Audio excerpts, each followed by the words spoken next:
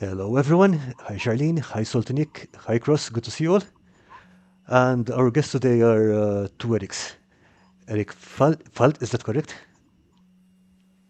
Felt like I felt something, Okay, but Erik Felt, who has yeah. already been a guest on this channel, and Erik Svedang. And good evening, gentlemen. So, Good evening. today Nice we're to be here. here. Glad to have you.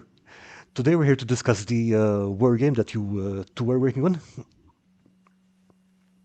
and it's called Slaget vid Nissan. If I Ooh, that's impressive. So before we start talking about that and Vikings and ships and all the cool stuff, how about you start by telling us a bit about yourselves? Uh, shall we start with new Eric? Yeah, new Eric first. Guest Um, of honor. okay. So yeah, I'm a game designer from Sweden. I live on the west coast in the same city that the other Eric, where the other Eric lives. Um, and yeah, I've been making computer games and all kinds of games for like 15 years.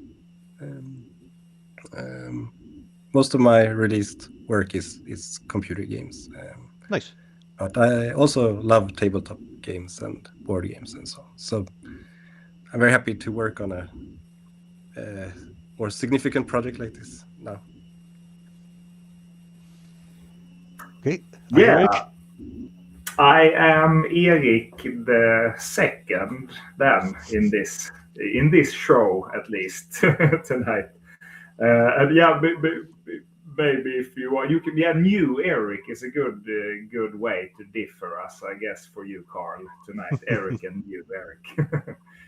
But yeah, We live in this pretty significant city, Halmstad, western Sweden, because this is the historical place for the plot of the game we're making. And I've been a fantasy nerd all my life. And when I was little, I was watching, I was like looking longingly at the Warhammer stuff, but I never really got to it. And as an adult now, at age 40, I started building these little landscapes, these little dioramas. And yeah, I talked to Karl about it earlier. So I came to wargaming or tabletop gaming from the other direction, you could say. I started building the terrain and dioramas, got more and more interested in the games, started trying out both role playing games and miniature tabletop games. And yeah, now I'm completely sold. Like I really like this. I try to play as much as possible. I think about it all the time, and now I'm also working with it thanks to Erik. Yeah, that is pretty amazing. I mean, like game design. I'm sure it is a job, and I'm sure it's got its headaches and stuff. But it does sound like a dream job for most of us. Yeah, it's very fun. Yes. Yeah, Okay. and for me, of course, it's a project, so it's and every project is limited, so it's ending. But yeah, it really gives you a taste for more. So we're playing with new ideas already. Okay, so one of our viewers, Lisa, is telling us that she and her husband were talking about the game mechanics of Vikings throwing people off longboats. We will get to mechanics in a bit because, yeah, I've been seeing the photos that you sent me, and that looks very interesting. And before we get to that, I'd like to hear a bit about the background of this game. Like you mentioned, there's a history behind it. Definitely a very long history. You're the Yeah. expert, Eric, on that. Yeah. So I mean, there's the history, the historic event, of course, and then there's the history of how we created the project. Where should we start? Let's start with It's the more history of the this event. project. Let's start Sorry, with Karl. Go. no, sorry, I said let's start with the history of the events since that happened earlier, so we can start from there. I was Okay. going to say this project started 1,000 years ago. Yeah, that's right. Yeah, but where we live, there used to be Vikings, and this battle that our game is about, the Battle of Niso, which Nissan or Niso is the river that floats through our city.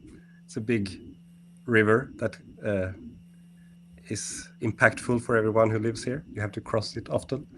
And it was, of course, here 1,000 years ago, too. And there was a Norwegian king, Harald Hårdråde. He was pretty significant king. He was fighting with the Byzantine army, for example, and then he went home to Norway and became a king there, and then he started raiding down here where we live now, which I which think was so. actually Danish at the time. I think some of the people watching might be familiar with Harald because he's the same Harald who died at Stamford Bridge. The guy who they call the last Right. Viking. Yeah, exactly. So this is very much like the end of the Viking era, almost early medieval times here. So the Danish king, Sven, he was tired of these raids, so he sent a fleet up to fight off Harald. And for some reason, they ended up doing this huge fight outside of here, on the bay where we go swimming and sailing and so on. So it's a very beautiful bay here, huge bay. So in a way, the fight wasn't really even about it wasn't fought by the people who lived here. It was fought by Danes and Norwegians. But since it's happened here, for example, we have a memory, like a sign that says like here the battle happened outside of here and so on. So that's how I learned about it. I was walking along the coast and I found this sign and read about the battle and started thinking that would be a very cool war game. For sure. And to segue into how the project happened, when I found out about Eriks mini worlds and his work, I had already started building some stuff on my own to play war games, but I was very impressed with his stuff. And this was when he had an exhibition with his stuff, so I went there and saw it. And when I saw his stuff, I just asked him if we should make this game, and he was pretty much on board from the start, I think. Yeah, I can imagine. Yeah, it was like a real gift, and it was a good match because this epic battle, to say the least. Like, I mean, there were 150 Norwegian ships and 300 Danish ships. So the scale I was working in, the 10mm scale, of course, was pretty suiting for for sure. this. Yeah, and we're not going to make that many ships, though. That would be we're scaling it down a little bit, but still, it would be quite epic. That's fair. That's fair. So, Now, I have a problem here because I know a bit about Roman sea combat. I know a bit about sea combat in the Age of Sail, but I have no idea how Viking sea combat happens. So, could you explain in a Okay. in a simple way? I mean, we are not experts on this, of course, but we have tried to read up as much as possible. And I mean, what they really seem to have enjoyed fighting at sea as if it were at land. They Okay. wanted to fight with axe and shield and sword in hand. They one of the big things that you read about is that they tied the ships together to build like platforms, and they would also, of course, so they could create like a multiple of their own ships would form a platform, and then if they got boarded, they had more like an arena to fight on. And they could also better build a shield wall and shoot arrows from behind that wall and so on. So literally turning it into a land battle on ships, basically. Okay, so pretty much like Exactly. the Roman way. Yeah. But then of course they had also loose ships that would move around and try to outflank each other and so on. So what one thing they seem to have done is to take down the sails when it was time to fight. Like you don't have time to maneuver the sails, so they would row during fighting Okay. to get up to the enemy. So that's something that we hadn't really thought about before. We want, of course, it looks very good with a lot of sails, but now in the actual game, the sails have already been taken down before the battle, mostly. Yeah, They will be removable at least, yeah. And oars and stuff will be. Yeah, you have to, as always with terrain, you have to find a sweet balance between good always. looks Yeah. and playability. So, if I understood correctly, you're working with a museum for this project, right? Not a specific museum, but the goal is to create one copy of the game, and it will be beautiful enough to be put in a museum. Okay. Yeah, when we decided to do this project, there was some special art funding that you could apply for, like regional arts money, and we decided then to aim for building this huge diorama. In this scale, it's going to be 1.6 times 1.1 meter or something, and in the epic scale. So the idea is that it's going to be a diorama for exhibition, but whenever you want, you can remove the lid and then you can play with it. That's the intent. We call it the player. What would the translation be, Eric? Like a playable artwork. Yeah. Yeah. That would be epic. That would be epic. Yeah. So that's the idea. So it's always like, trying to to do that balance. So we will actually have ships that are especially just ornamental, and then we will have other ships that you can remove stuff from and then play with. And Yeah. And we will have some ships that might even dramatize the whole thing even more. Maybe a sinking ship and Like stuff like that. That doesn't really work at all when you play. just like a display model for that kind of thing. Yeah, that does sound awesome. Yeah, and we like if we're just going to say something more about how the Vikings fought at sea. We have tried to find as many things as possible, like details you can Hmm. find about this, and of course the texts are very old. It's basically Eddan or Heimskringla, the old Snorri Sturlason texts and stuff, but.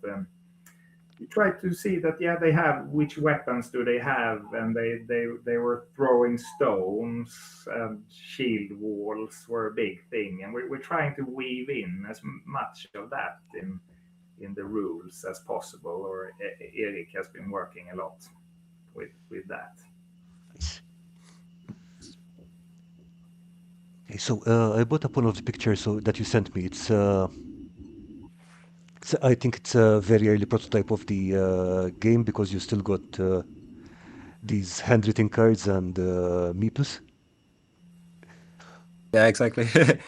This is when I just started out thinking about the rules, but you can see some of the core ideas here already. So one thing is that the basic unit on the map here is kind of like the ships, Hmm. and then each ship is filled with fighters, with Vikings, and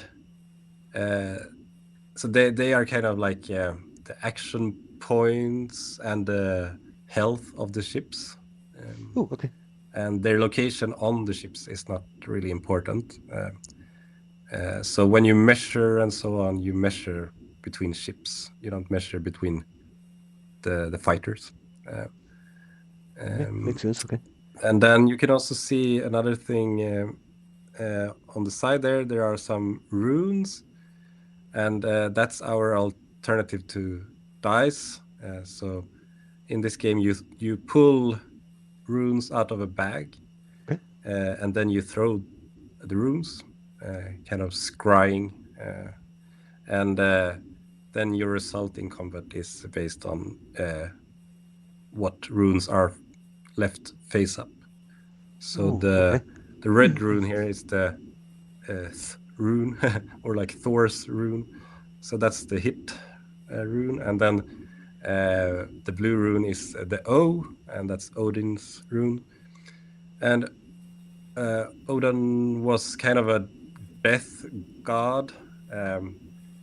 His ravens like to eat from the corpse and so on. So they represent kind of death and destruction and mutual destruction. Okay. I really like this idea because I mean dice are cool and all, but having these resolution mechanics is really interesting. I think I know that you had been playing around with slightly older games like the Royal Game of Ur and some other systems. Was that something that Yeah. inspired you here, or is it just okay? How do I use runes to as a mechanic here? I wasn't like, inspired by that game per se, but I have studied a lot of older game systems, and I think when creating a historical game, I think it's very fun to try to think about ways to make the game feel more like an artifact that signifies things about that time and so on. So, just to have another example, when you measure in this game, you measure with this rope, Oh, okay. and which of course is something you would have on a boat. So it's kind of a reinforcement of being on a boat that you measure with the rope, and it's also very good at emulating kind of like this serpent like movement that you would think about, like a boat snaking around at sea. So that's the kind of things that we are always on the lookout to, just not use the standard stuff, but switch it out for something that feels more interesting for this particular setting. Yeah, I mean it's definitely very immersive. Yeah. Okay. Yeah, you want this rope to just you want it to smell old boat when you're playing it. That's the idea. Yeah, we will have a much more tar filled rope in the final product. It's been very interesting process too because every time we test play, we try to do that continuously. Like try because every time we meet, something have changed in the rules that we decided last time that that doesn't work, and or oh we need this as well, and then some new terrain pieces has come into the picture. So it's like really evolving week by week. So, quick question. How long does a game normally take? So we have 3 different sizes you can play right now. Mm-hmm. So you can play the full battle, which is 8 ships versus 16 ships. Mm-hmm. So that's the full game. And about And then 220 fighting Vikings. yes, That's Okay. in the big version, yeah.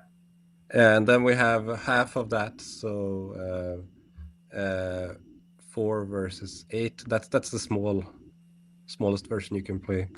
And then we have a mid size. I mean, usually the game takes about an hour. Wow, Even with that's really fast. newcomers. Yeah, it's very fast, and that's on purpose because of course, we want to show this game at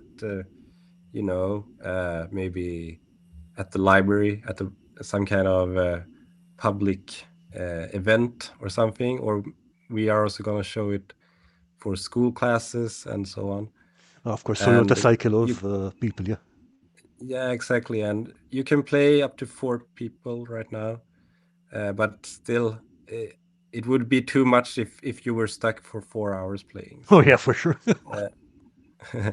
so we're aiming for a pretty short game.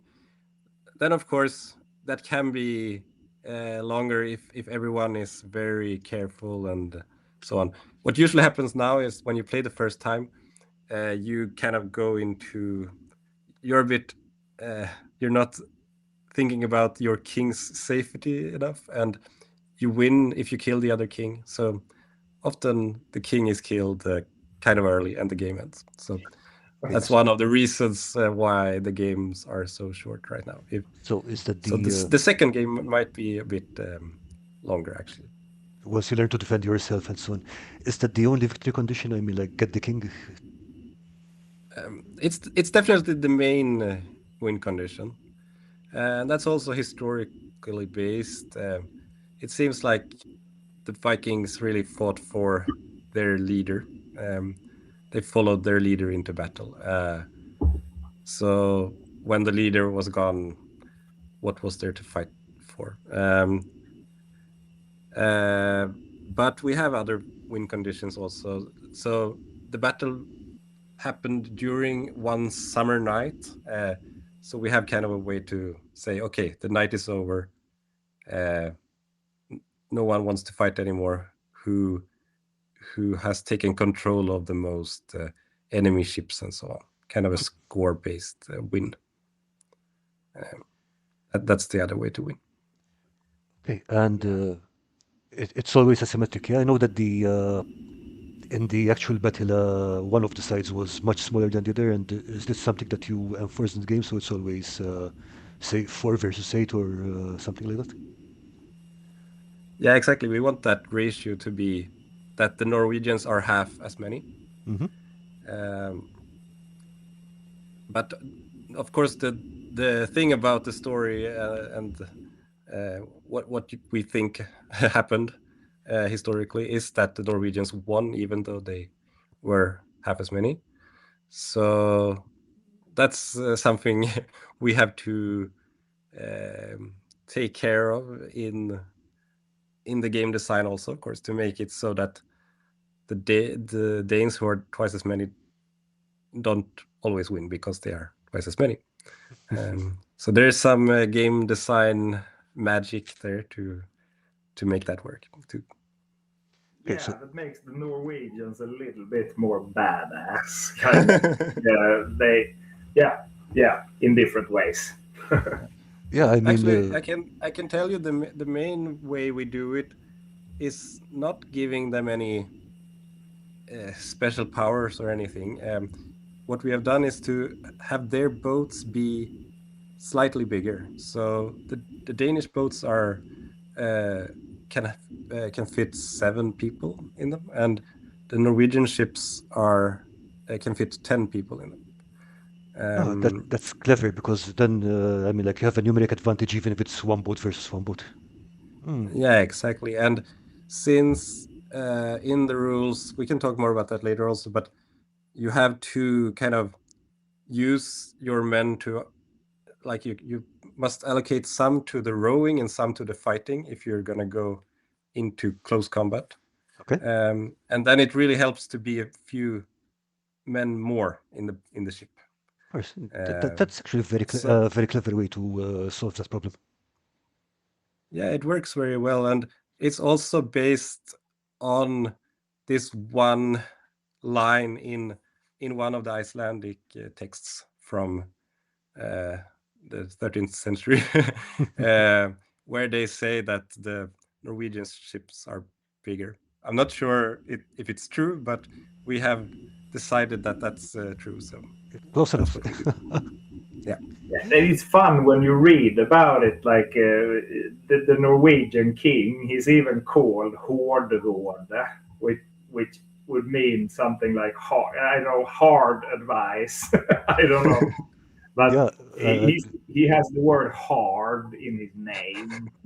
I mean, And, I've read through his saga, and the man was basically the man was a tank. yeah, and he had really cool warriors with him also. So Okay, so yeah, it kind of works. And this action economy that you have with every fighter in an activated ship gets to do one action. Then you can, of course, if you're boat to boat, you can do 10 attacks with a Norwegian ship. because you don't need to move, yeah. Yeah. So If you don't need to move, and if you need to move, you can still row with a few and still have many attacks left when you so get there. Lil C is saying this looks like an exciting project. I am a big fan of Mr. Felt's wonderful fantasy village terrain and dioramas. Good to see you, Chris. Yeah, thank you. This Okay, will hopefully be a new one, larger scale. so we've got on screen the cards, which are the other main gameplay element. So what are we looking at exactly? Yeah, so these are the handwritten cards. This is how I do it when I design. I have these blank cards and just marker. We can show some more finished cards also. We have an illustrator that Yep, is doing let me. some awesome work also. That's Olof Helmer, right? Yeah, exactly. Yeah, so there you have some more. Yeah, exactly. Okay, so That's more how it's gonna look. But I can explain how the card system works. So each side has a deck of cards, and the system is inspired a lot by this series of board games by Richard Borg. He has made so many games with this system, but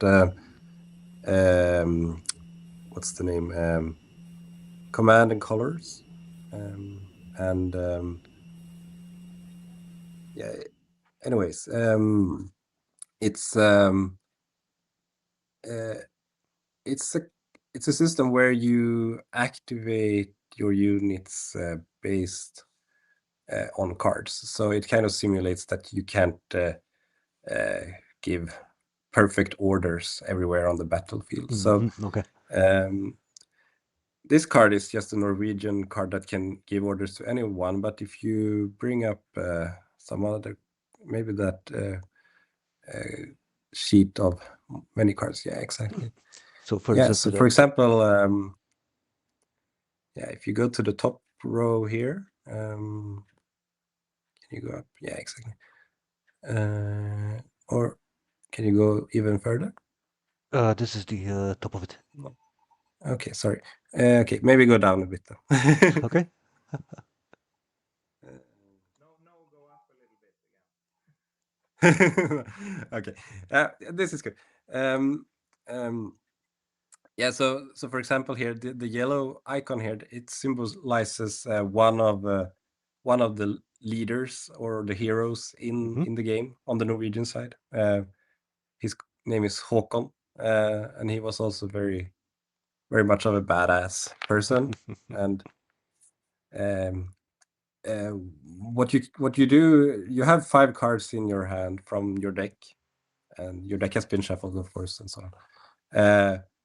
And when you want, at the beginning of your turn, you play one of your cards, and then that leader, for example, Håkon in this case, will give orders to the ships within his kind of command radius, how long he can shout with his voice. Okay, so I'm seeing here, And for example, move one ship 20 centimeters, throw 2 extra rooms in combat. Is that right?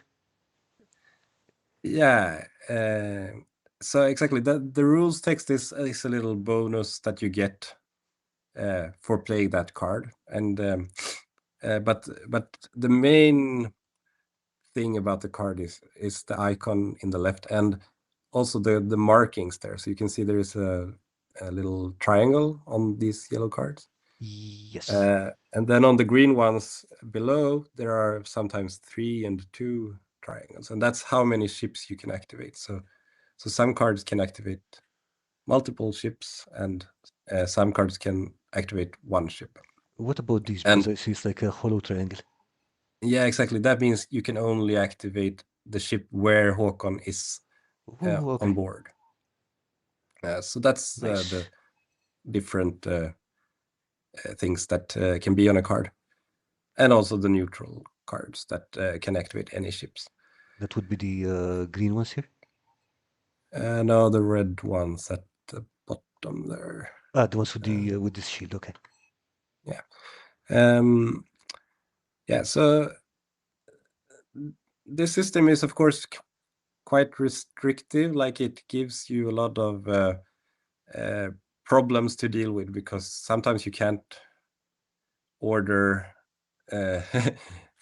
exactly what you want. But we have a kind of escape hatch here. You can always discard a card to just activate one ship, but then you don't get any of the bonuses and so on. So kind of the trick is to actually make use of the cards and do their bonuses, because they are very good, but come up with a plan that kind of works with the cards that you are dealt. I like that kind of activation, because it's not like you don't have radios and GPS positioning and satellites still. Okay, no, you guys move over there. You guys move over there. It's like it's literally just one guy yelling or blowing a horn or something. Yeah, exactly. That's one thing that it simulates, and also it just makes games a lot more varied, because some matches this really great card will come up, and some matches it won't come up, and it makes it so that, like, someone's like super powerful mega attack doesn't you don't do it like every turn and so on. It's yeah, you are forced to be a bit more creative. Okay. So we are We very have. happy with how it plays. Oh, it definitely Actually, sounds very interesting. We have a question about. Okay, so Thomas is wondering how rowing during combat works. okay. So if you have enemies on board, you can't actually row. Then you have to fight them off before you can row away.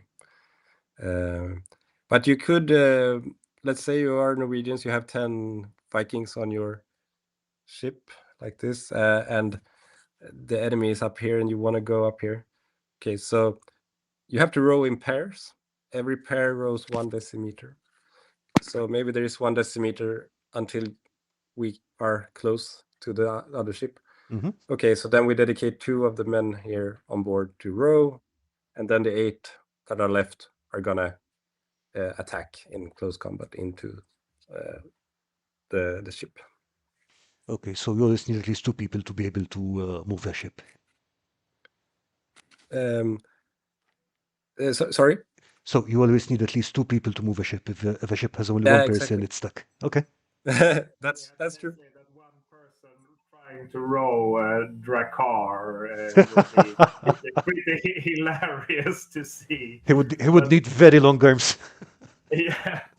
Exactly. And we also have the idea of I have one ship here too. They're spread out. Like we have the idea that rowing in this direction, then it's like full speed, full Mm-hmm. rowing speed. But if you want to row in like the other directions or back up or so, you only get half rowing speed. Sounds reasonable. Yeah. Okay, actually, let me bring up a close-up photo of that ship you're holding up because that is really a beautiful piece of work. I believe it is. Let's see. You did send it, yeah? Yeah, we have a few there. Here it is. But that has also that has also been we're 3 people who's working this project. I'm doing the build. Everyone is involved kind of in everything, and we're bouncing ideas off of each other. So when it comes to design or the rules, but Erik is of course in charge of the rules. I'm in charge of the models, and Olof the illustrations. And this has been a long experiment, you could say, to come up with a ship that you can mass produce by hand, and that also doesn't break as soon as you grab it, and Very that is important. Yeah. playable, and that looks pretty okay. You should be able to see that it's a Viking ship. So. So I posted a couple of little shorts videos on this technique that I came up with in the end with the classical XPS foam, of course, as a base, and then some wooden veneer as the deck, and then I'm using leather string, kind of almost like a shoelace kind of string for the what do you call it, the hull, Mm-hmm. Yeah.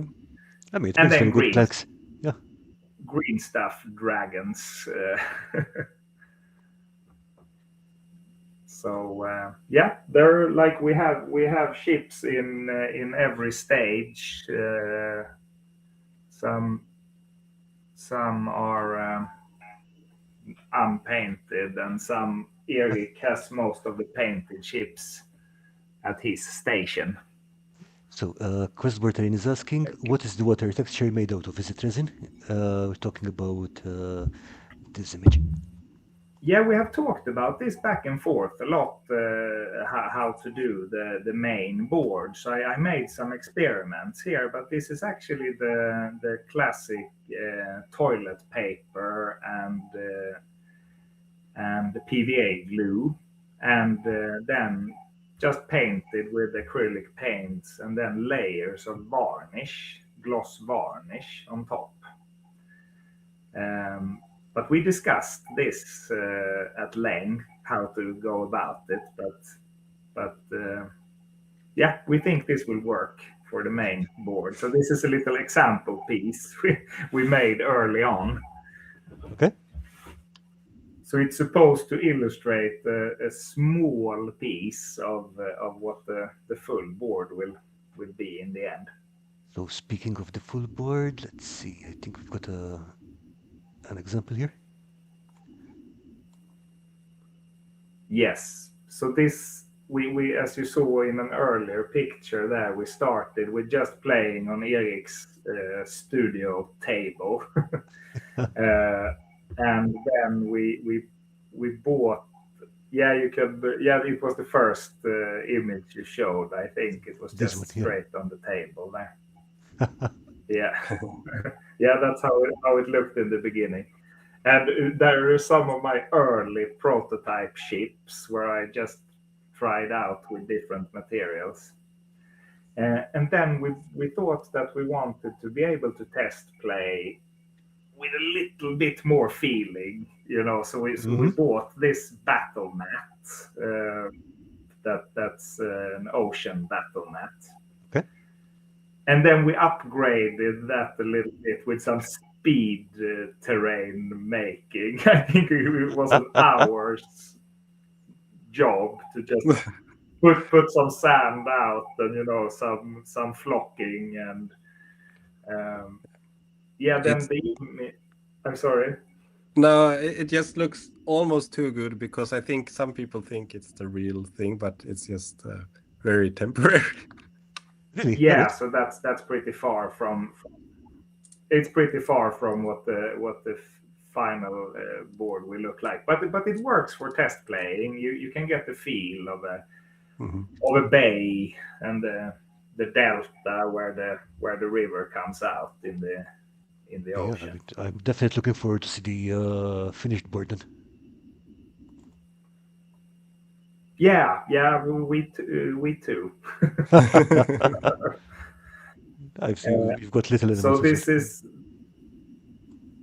in this project is us three, like I said, who has the big parts in the project. But then we're also have some consultants or what you should call them. We have an historian that we have met a couple of times or two,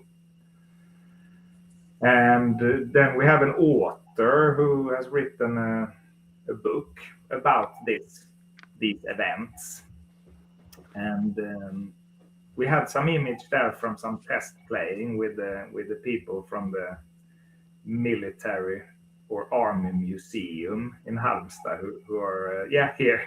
Okay. They're joining us, and then we have put some more terrain out too.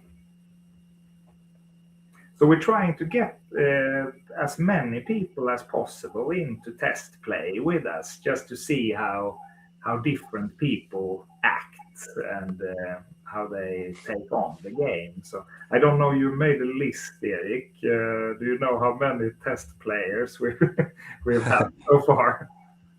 No, I could bring it up, but maybe 12 or something. Yeah, That's really good. yeah. And some are returning to Yeah, test. exactly. As well. Yeah. That's always a I good mean, sign. it. Yeah, I mean, one pretty big challenge that I alluded to a bit too earlier is that this game has to be playable by people who are not wargamers at all, because we won't sell this to wargamers right now. We maybe in the future, but right now the people who will play this are people who come to our opening and to historic workshops and so on.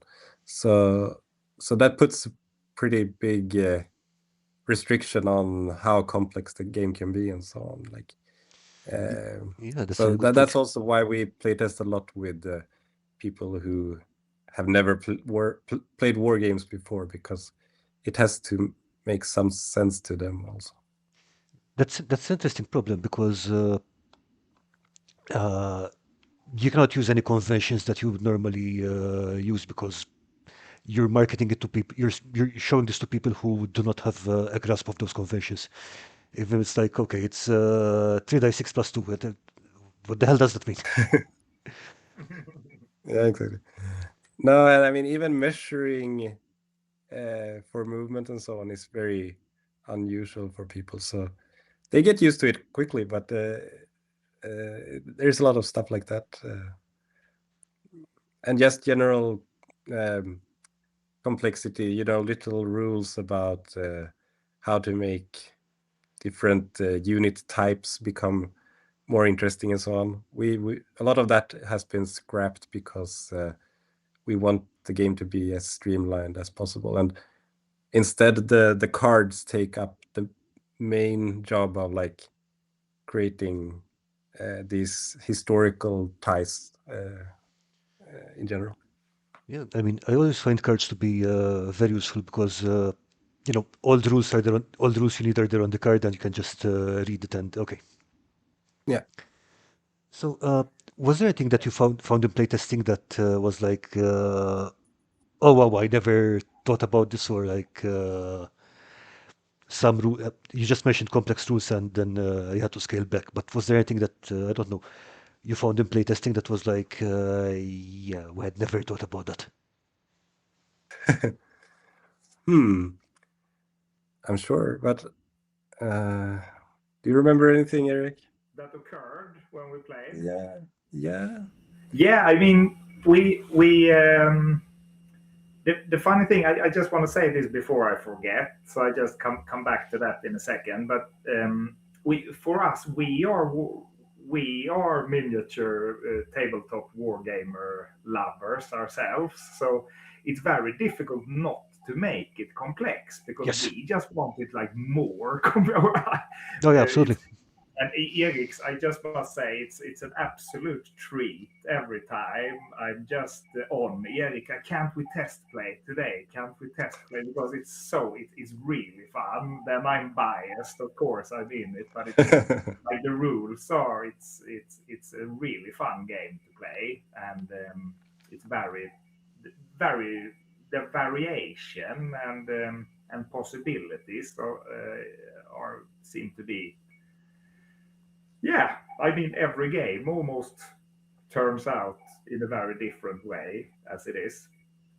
So very funny things occur, and I remember one early thing that occurred that we hadn't thought about that we had to change. It was when we had test players. I think when Marcus and I think it was Peder who were playing, and both kings ended up on the same ship. And so it was like this, fantastic classic Viking showdown, basically. But and then we realized that, but as the rules are right now, no king can leave the ship until one dies. Remember that? So that was... Yeah, we didn't have a way to flee in that case because. So it would literally be just a game-ending fight in that case. Yeah, we haven't created free movement from ship to ship. Okay. Still then, and so then then you have to revise and but now we don't have too many of these things occurring, these bugs or whatever you would call them.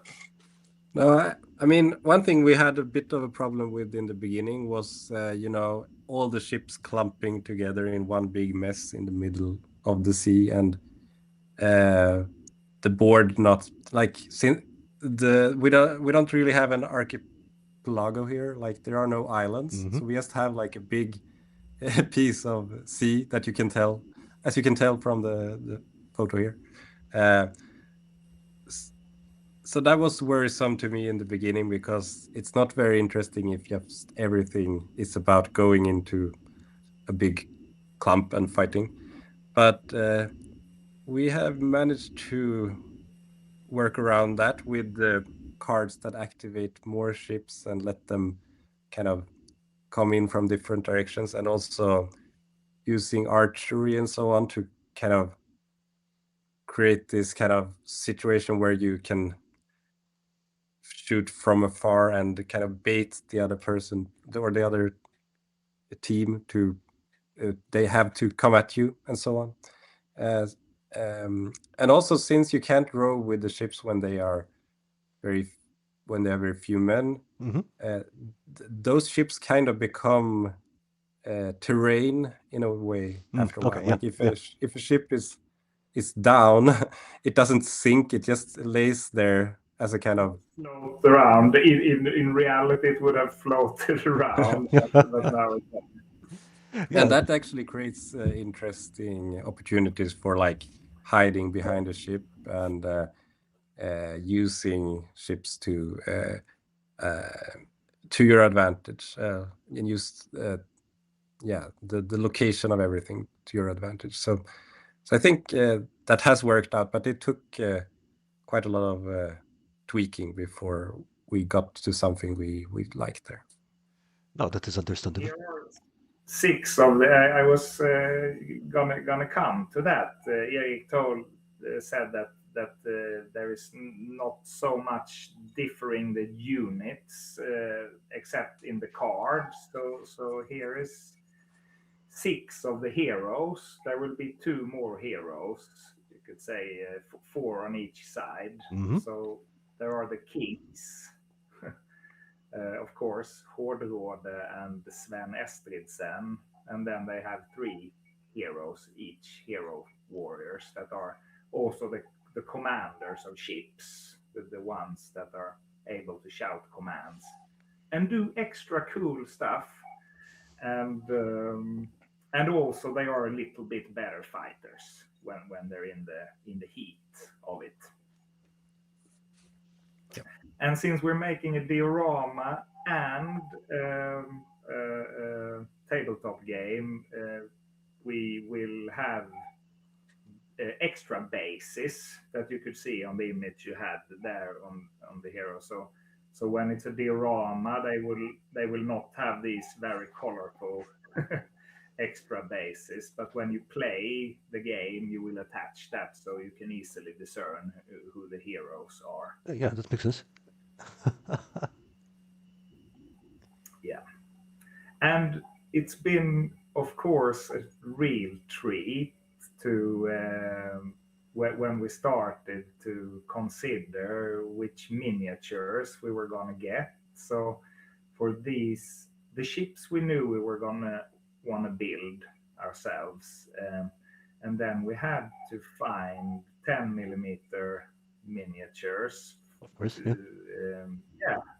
To portray all these little fighters. 220 of them we're gonna have. Then we're gonna need some extras, of course, because they will probably break and disappear when people play with them. And you're definitely not going to hand sculpt the 220 10 millimeter Vikings. That's a little bit crazy. I've tried to hand sculpt a little bit, but 10 millimeter hand sculpting is crazy. I will probably get there. I tried to make a Black Rider the other day. Turned out better than I thought, but I mean, you can't really beat 3D printing on this. So, so we found what we thought was a nice variety of fighters, and that would also hopefully withstand a lot of rough playing. Okay, I have a question here. Sorry, please go ahead. Also, we have 4 different kinds of fighters, you could say, on each team. We have the bowmen, and we have axes, swords, and spears. And each of the heroes there, they wield one of those weapons as well. Except the how do you say völva? It's not a good word in English. But it's like a kind of Old Norse spellcaster, like shaman, witch type person. So there will be a spellcaster on the Norwegian team as well. Which we like, of course. So do the different weapons have different mechanical effects in the game? Only through the cards, so in special situations, but not. Well, the archers have. Obviously, I mean, like yeah. Okay, so I and then we have stone throwing as well that we picked up from the history books. So every fighter can also throw stones within range. Okay, so everyone has a range attack kind of thing. All right. Yes.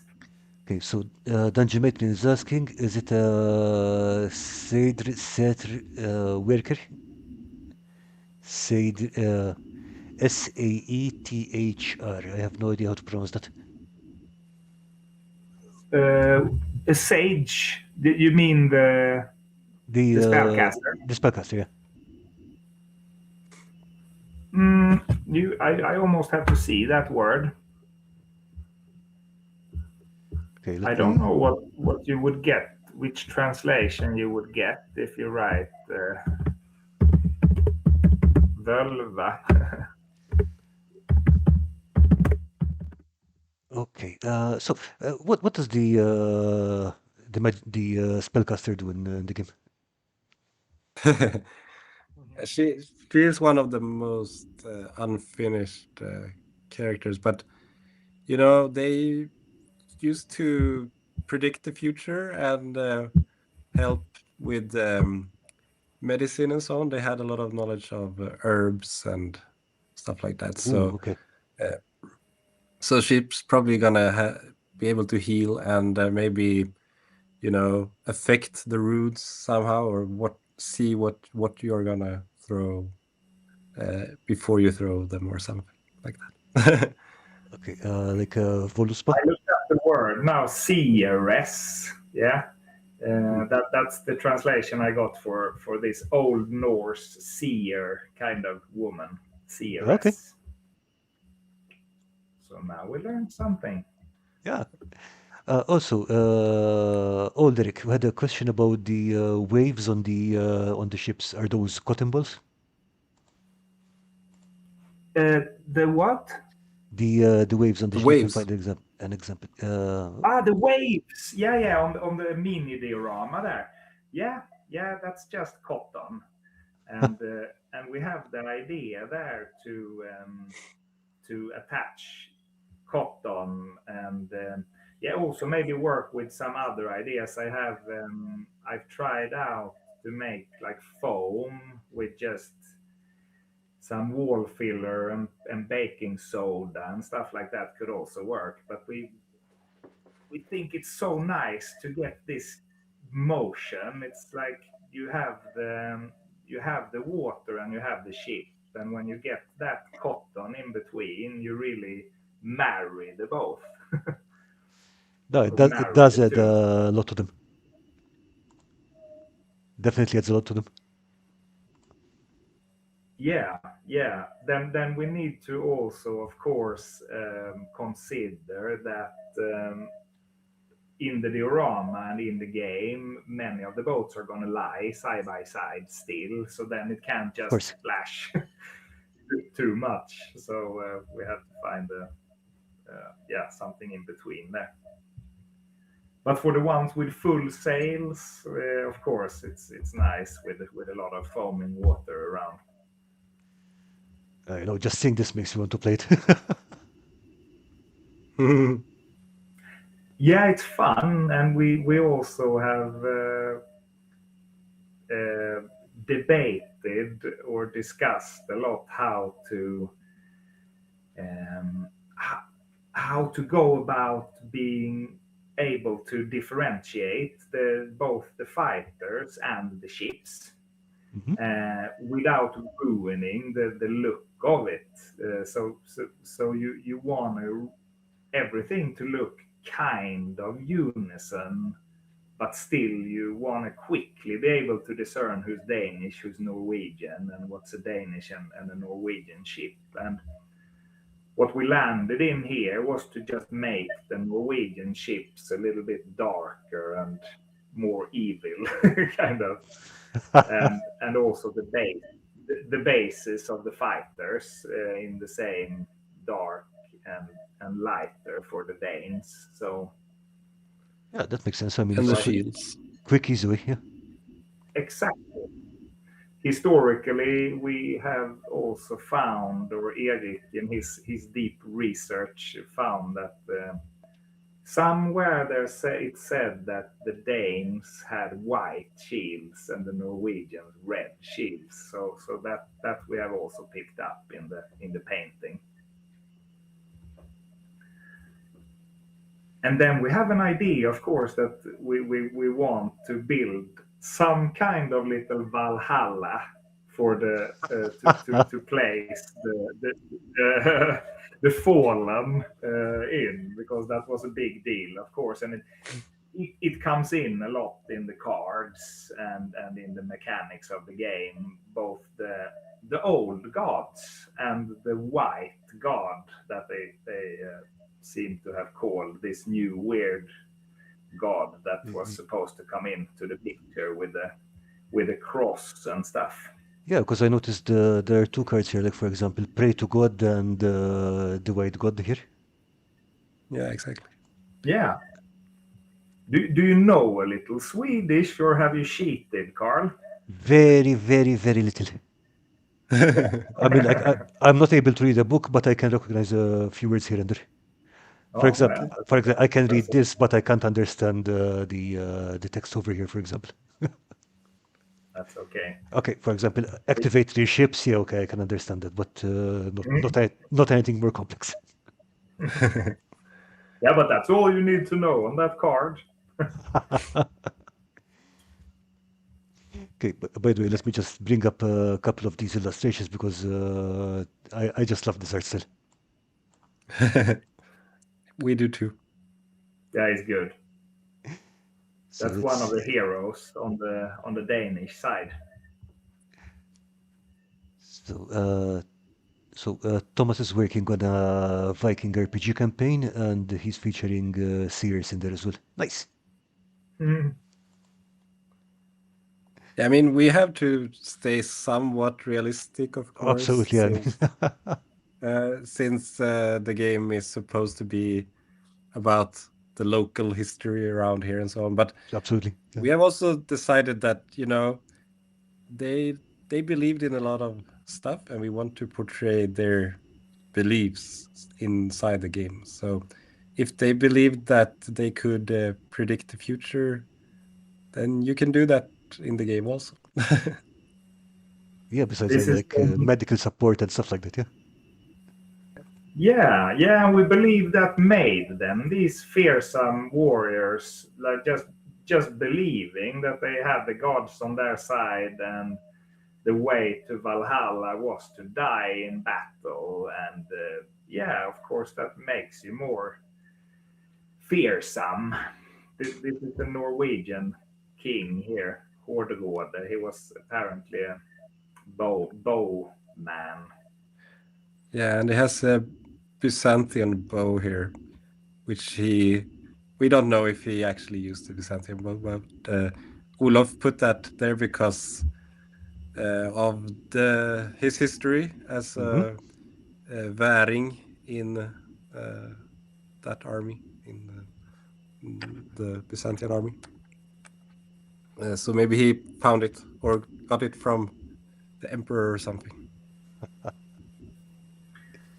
Yeah, speaking of being historically correct, also where we have had to make, yeah, I had to make this. I have them here. It's even more filled out now. If you switch to my screen, I have it here Coming up. live for you. Oh, okay. Uh, but Yeah. you have many more of them at your place, Eric. So this will come to your studio in a while. Here is the Sears, by the way. Now Okay. It's very tiny, but yeah. I know you can't see that. Um, yeah, so we had to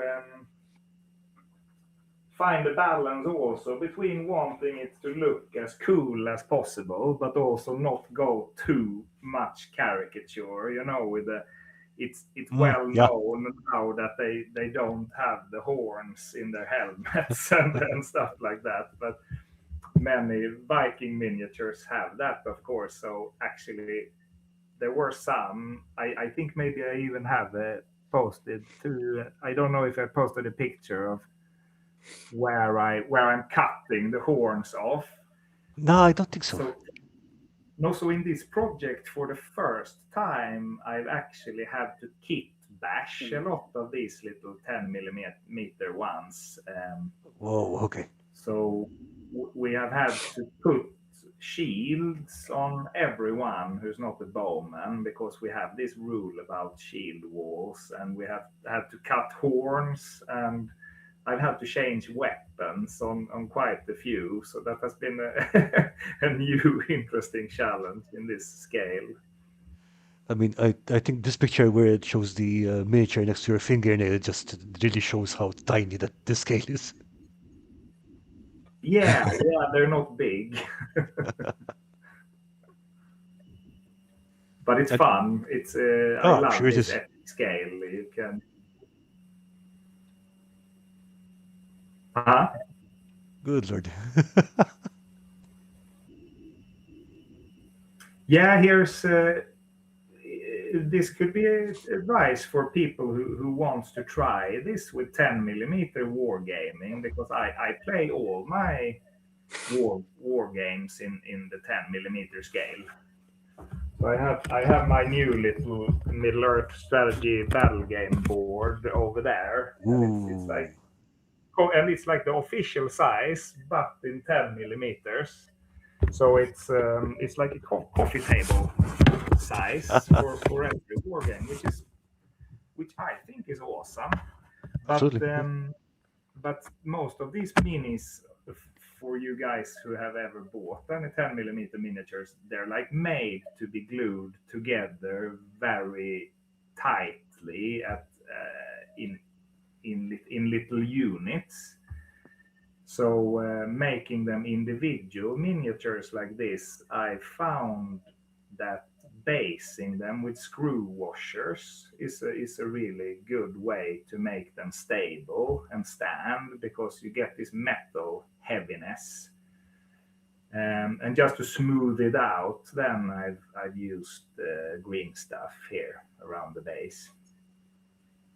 So for everyone who has a little bit of a lower budget, or wants to play more epic games, or Or just needs the have space. Yeah. a lack of space, which many of us tabletop gamers get after a while, even if we don't have it from the beginning.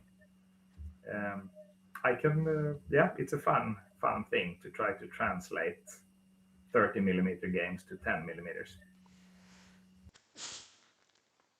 Sorry about that. Ah, so I had No worries. another question about the game. So right now you're planning to do it on put it in a museum, but do you have any plans for a commercial release of this game, or to make it available to the wider public?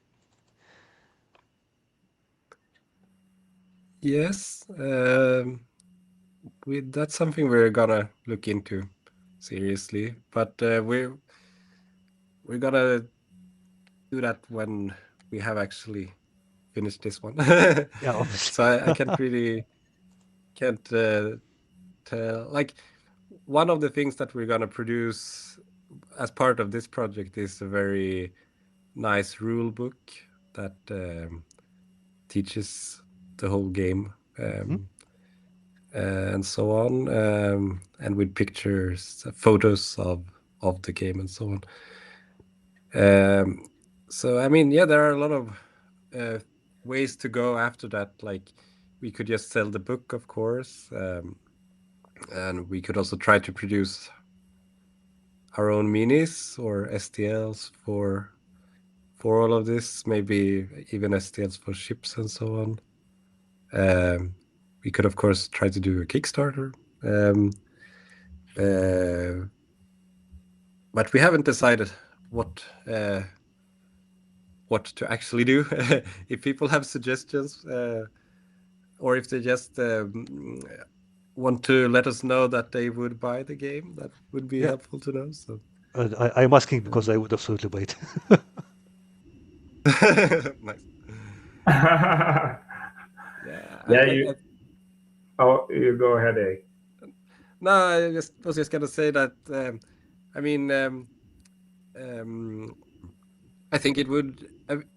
One thing that would be very fun for us here in the city would be to be able to sell it in a box as something you could find at the local bookstore, or something that is a game about this local yeah, I get you. historical event. And if we could make that happen, I think that would actually be a nice product for more of an international audience also, because I think the game, even though it's just focused on one battle, I think it has a lot of replay value. So I don't think it's the kind of thing where you get tired of it from just playing once. Like you Oh, could yeah, actually absolutely. play it multiple times, And I mean, many look, times. everyone loves Vikings, Yeah, so that's very humbly expressed, Erik. No, I think it gets more funny every time. Oh yeah, this is a very early image where we didn't have any Vikings. So this is man with Uruk-hai warriors here. that works. It's a funny image. Oh, I like the fabric texture on this. Yeah, no. Yeah, that's my old pillowcase, actually. I'm just going over this water looks really good. Yeah, and the water works. Yeah, and that's a very easy trick. If anyone wants to try out, I have a very I haven't invented that method, but it's my favorite so far. It's super easy, and it's toilet paper and acrylic paint and varnish, so it doesn't cost anything, and yeah, everyone can do it. So I'm still trying to use the cheap materials and easy as possible. Lazy person. No, but back to the idea of what to do next with this game. I mean, it's definitely this targets, of course, this game we're making now would hopefully be a fun experience for a person completely new to war games and tabletop games with miniatures, but should be fun for people who are very into war games as well. So the idea of modeling our own Viking armies and coming out with a version for the market would of course be very fun. So we'll see what happens with that. So I was going through these. I see that we've also got some of your Middle Earth pieces here, yeah? Oh yeah, I just threw them in, but that was more thought for if we were going to introduce ourselves and say That's fine. and say what we were doing. We can still show them. It's I don't know it. Come on. That's a little Gandalf, yeah? Yeah, the Grey Rider. Okay, and Oh yeah, and this could also be an introduction for our photographer that we're going to use. Oh, okay. He helped us when we were applying, so he will be taking the final photos of the diorama for the rule book and things like that. Nice. And then we also have within the scope of the project to make 3 YouTube videos to post. Okay. So the first one 10-minute clip will come out pretty soon now on my channel on how to make a little Viking fleet. Ooh, okay. How to make so that will be about kit bashing 10mm Vikings and building tons of little Viking ships and that part. Okay, let me share and then the second part. What did you say? No, I said let me just share your channel link in the chat again because I know that many people will want to see that. Oh yeah. Also, the next video will be on making the diorama, the big diorama. Ooh, and what okay. we haven't talked about yet is that the coast and the coastline there will not just be ornamental, it will play a part in the game as well. Is that there so? are some mechanics in the game that also involve the land, So, even if it's a sea battle. like, could you, I don't know, give us an example from this shoreline, for example? Like you can have people on land, or how does this work? Yeah, Erik. Uh, yeah, so part of the story, Hmm.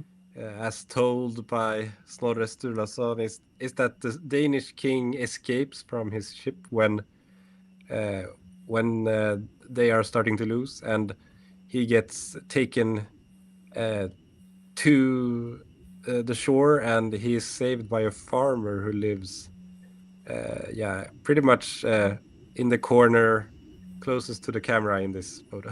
Okay. um, so he's saved there by the farmer and his wife, and uh, the wife doesn't understand that it's the Danish king, so she kind of insults him by talking badly about the Danish king. He's a coward. Yeah, He's that. um, that's kind of funny. Probably not true, but very funny. And yeah, so we have taken this as kind of a rule in the game too. So you can't really leave the boats except for the kings. The kings can jump off the boat and start swimming or wading at least. Okay. It's very shallow here around here. The water here is very shallow. Um, and then you can, as the Danish king, you can actually escape up to one of the cottages or the farm that is going to be Okay. here in the corner. So that's just a way to incorporate a little bit more of the lore as a rule. Um, Yeah, Because then there will be because they were probably. I mean, the people who lived here, they were probably mostly wanted to be left alone. Like they didn't care which king or like they. But if they had to choose a king, they would have to be beyond the Danish king in this case. So there might be a mechanic. I haven't tried it yet, Eric, but you talked about the mechanic where there could all of a sudden come some arrows flying from the shoreline. Danish oh, arrows. yeah, Yeah. yeah. There is one card like that now, actually, where you can Yeah. attack from land. Um, yeah. So yeah, little stuff like that. But yeah, I love that kind of random event in war games. It's like third parties, unexpected effects, and so on. Yeah. yeah. So Yeah. uh, It's fun. question for scientific purposes: Can you set ships on fire? No. Ah. Uh, well, it seems like they didn't really do that much. At least not in battles like this, because the risk is that the burning ship starts to uh, make your own ships Oh, be okay, on okay, fire. that makes a lot of sense. And also, it's much better to just capture the enemy ship and bring it home with you, because it's very hard to build a ship. Yeah, So makes sense. they didn't really do that, except I think they did it as some kind of way to attack other cities sometimes. You could have a ship on fire that you kind of move into someone's harbor or something, but not like this. Sorry. Ah, so they had fire ships, like because I know that those were still being used, like in the 1600s. So that's super interesting. Hmm. Nice.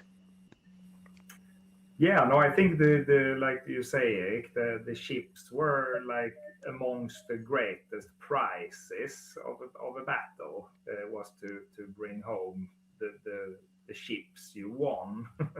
Yeah.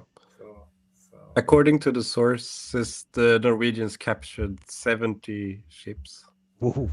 Um, so that's a lot. So, so this so is one of the ships that we made that tried to make a little bit just more ornamental ships with the oars out and the shields along the side there. So there will probably be a few of those, and maybe with some lines and stuff as well. But that would be really difficult to have on every ship because the playability would Yeah, it would be seem. tough.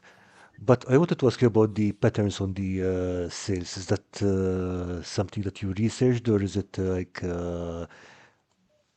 typical patterns occurs? So how did you come up with those? This is just the sales are very hastily made and not discussed very much between as these sales. But what we know, so these will not be the final sales, but what we know about the sales is that they probably often were striped like we Mhm. see. That's probably not just a comic book Oh, interesting. thing because they made them in they couldn't weave obviously a whole sail in this size, so they have to make them in patches. So that was Oh, okay. probably a common thing. So a sail like this will probably not exist either in history nor in our version. This was just my fantasy that wanted But to make some. This would be more likely, yeah. I see. So that's probably more how we will go about it. Nice. Maybe not all French or Norwegian colors. But yeah, that's super interesting. I never actually thought about that. Because like they couldn't weave one whole sail, I mean.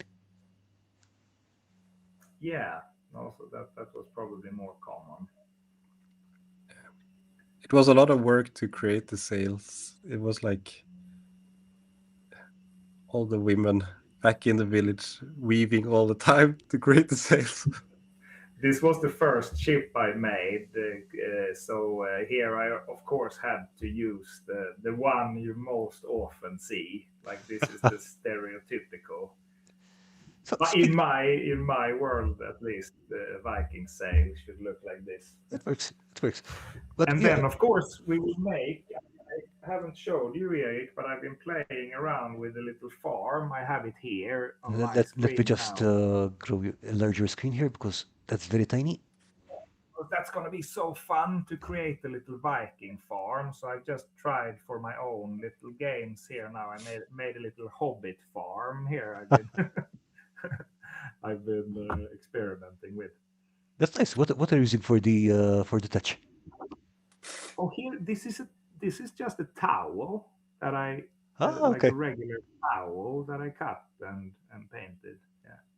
Nice. So so that will be a fun little project to come. And could you bring up that image of the yellow Of and course. the red fighter again? Because that was just one of those. The ship or the miniatures? The Vikings. There was this. Uh, is it this one? No, no, no, not these. There is one with one yellow and one red Viking. That the yellow Viking that looks badass. I think it's a standing image. Oh yeah. Uh, So that would be one of the Vikings that we almost too uh, badass to put in like a historically correct circumstance. But we cut his horns off, and he's representing the toughest warrior you could say in the whole game, Eric. Or is that exaggerated? Yeah. So we thought that Håkon on the Norwegian side had to look really tough, but he had horns from the beginning, but he couldn't keep them. yeah. Again, considering the size, I mean, like these are really well painted. I mean, this guy, for example, the guy in red still has is very expressive. Yeah, that would be the Norwegian king. He got a little bit too much Santa Claus in the colors we said. We might change that a little bit, the beard, but otherwise he's a go. I think, correct me if I'm wrong, I think it was in his 50s when this battle happened. Yeah, that sounds about right. Late 40s, early 50s, yeah, like, yeah. So, Yeah, they usually didn't become very old, so maybe having this white of a beard didn't happen for that many. Oh, he was supposed to be blonde, but yeah, with I agree with the Santa Claus touch. I mean, look, he does look very badass, and again, if you're a Viking and you live to be 50, then you must be a really good Viking. Yes, exactly.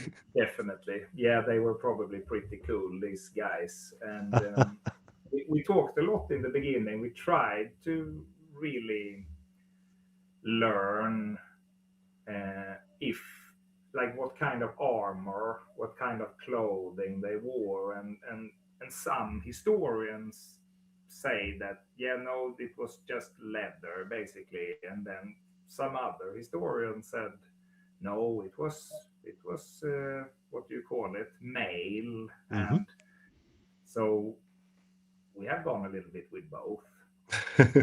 This guy to the left there, you don't want to end up in the water with that swimsuit. that would probably sink pretty fast. No, actually, I think there are accounts of people swimming in Mail, which is it sounds incredible, but I know that the most popular one is Beowulf, which is fiction, obviously, but there are actual accounts of people swimming in armor. You don't want. It's not easy. It's probably not great for you, but apparently it was possible. Yeah. They were probably really strong, Yeah, many yeah, of no these. kidding. If yeah, So, and are those speed paints behind them? Is that what you used to paint these? yeah, I use a little bit of both, but as a foundation, I prime black and then with a zenithal highlight. Uh, and then I paint with speed paints. And then if I need to correct or fill in some highlights or details, I do that with regular paints afterwards. Nice. So it's a little mixed technique. I'm not an expert, like I you know, so I shouldn't teach anyone how to how to paint, but I'll try to get away with it. And I mean, this has been great for. It's been an insane endeavor to paint all these little dudes, but I'm really learning a lot on the way. So now when I want to paint up, I'm gonna play a game here, Middle Earth strategy battle game with a friend on Tuesday, and if I want to paint up a couple of minis, I'm so fast now. Like just painting 5, 10 is like nothing. Like, Okay, I mean, you have to paint so 220. Then, yeah, I mean that's a lot of practice. yeah, yeah, No, but I yeah, and will you're failing if you. a few times, I guess. But yeah, the thing is that even if you look at them pretty close up, they look really good. That's very kind of you to say, Karl. As I know you're a good painter. So yeah, if I can get away with it, like I said, then it's also kind of forgiving the 10 millimeter scale. So yeah, like you say, this close, no one will ever look at them. I, So I it's think it's just like impossible. You have to stick on them in your my eye screen. to see them like that. Yeah, on my screen, it's like they are they are like 70 millimeter figures on my screen now. Yeah. So yeah, do you recognize Boromir there? I'm going to say this guy in green. Yeah, Oh, look, he's even got his horn. but here he's Ulf Stallare. Is that correct now, Erik? Yeah. Yeah, Uh, Finn got his spear broken there, so we have to ah, work that out. Was that it happens this guy? in Yeah, I war. mean, those things are tiny. Yeah. Yes. Yeah. Some of the minis we have tried, and they just don't, because most of them we buy as 10 millimeter figures, and then we try to scale down some 30 millimeter minis Yeah, to 10 millimeter figures. But yeah. even though we make them fatter in the, let's see now, I'm not a mathematician, but X, Z directions, Hmm. they get to, like you see his spear there is like a, yeah, like a needle. So they get very fragile, but Yeah, I can imagine there's not a lot of material there. no. So I don't recommend that for wargaming. I don't recommend to scale down 30 millimeters, but for dioramas it works very fine.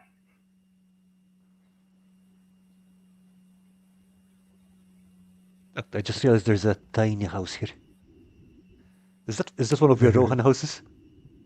Yeah, it's one of my raw just for this occasion where we were test playing.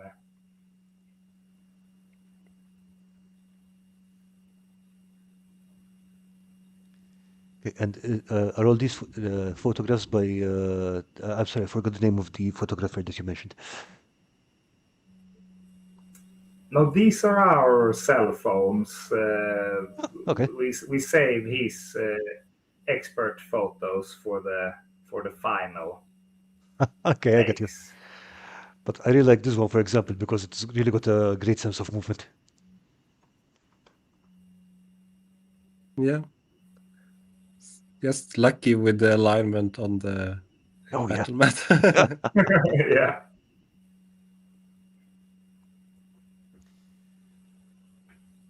Okay, so I think we can wrap up shortly, but before that, I see that Chris has shared a photo of his own work on our community showcase.